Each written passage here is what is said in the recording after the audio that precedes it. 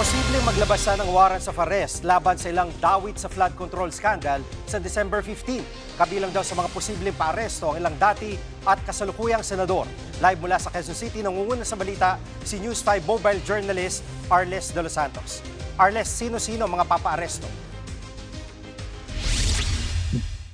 Jiggy, posible nga na maisyuhan na ng arrest warrant ang mga senador na sina Senator Chis Escudero, Senador Jinggoy Estrada at Joel Villanueva, maging ang dating mga senador na sina Bong Revilla at Nancy Binay. Sinabi yan ni Ombudsman Boying Rimulya sa kanyang panayam kay Christian Esguerra sa Facts First. Bukod sa kanila, posible rin daw na maglabas ng arrest warrant laban kay dating Congressman Zaldico at dating Special Envoy to China na si Maynard Ngu. Baka raw sa December 15 ay inaasahang lalabas na ang arrest warrants laban sa kanila.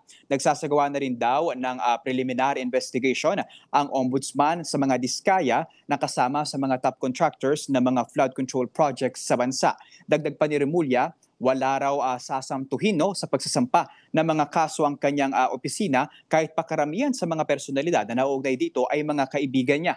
Babala rin niya sa mga ito sa mga senador na nasangkot na wag nang magtago dahil sa ngayon ay binabantayan na sila ng pamahalaan. Sinabi din ni Rimulya na pinaiimbestigahan na rin sina Senator Mark Villar maging ang dati pang mga senador na sina Sani Angara at dating Senator Grace Poe kung meron nga ba silang kinalaman sa mga maanumalyang flood control projects ng pamahalaan. Jiggy. At Arles, gaano kasigurado si Rimulya sa arrest warrant gayong wala pa nga na formal na kaso? Kumbaga may petsa na siya pero wala pang kaso. Jiggy, alam mo, iyan yung dapat na itatanong natin kay Ombudsman Boying Rimulya ngayong hapon. Inaasahan kasi natin na magkakaroon siya ng press conference pero natanggap natin ang balita na hindi na matutuloy ito. Pero nauna nang sinabi ni Rimulya na ang unang batch ng mga kaso ay isasampa nila sa November 25. Sa Sandigan Bayan yan, dahil doon isinasampa yung mga kaso laban sa mga opisyal na may salary grade 27 pataas. Kasama dyan ang mga senador at mga congressman. Jiggy.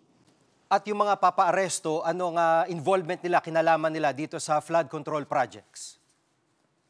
Jiggy, kung matatandaan natin, itong mga senador at mga mambabatas na ito, particular doon kay dating Senate President Chis Escudero, si Undersecretary mismo ng DPWH na dati, si Roberto Bernardo ang nagsabi na nakakatanggap umato ito ng kickback mula sa mga proyekto ng DPWH. Kasama rin dyan sa mga dinawit niya na nakatatanggap umano ng kickback sina dating Senador Revilla at Nancy Binay, maging si Senator Jinggoy Estrada. Si Bernardo ang nagdawit mismo kanila Poe at Villar at Angara. Itinanggi naman na ng mga opisyal na ito ang mga alegasyon ni Bernardo. Pero ibinunyag naman ni dating DPWH Engineer Henry Alcantara na siya mismo ang nag-deliver umano ng 150 million pesos na kickback sa Bukawi, Bulacan para kay Senator Joel Villanueva. Sa ngayon, aabangan pa natin, Jiggy, kung yung ano nga ba yung mga isasampang kaso ng Ombudsman sa Sandigan Bayan sa mga susunod pang araw. Yan muna ang latest mula rito sa Ombudsman. Balik sa iyo, Jiggy. Yan pong ulat ni News 5 mobile journalist Arles de los Santos live mula sa Quezon City.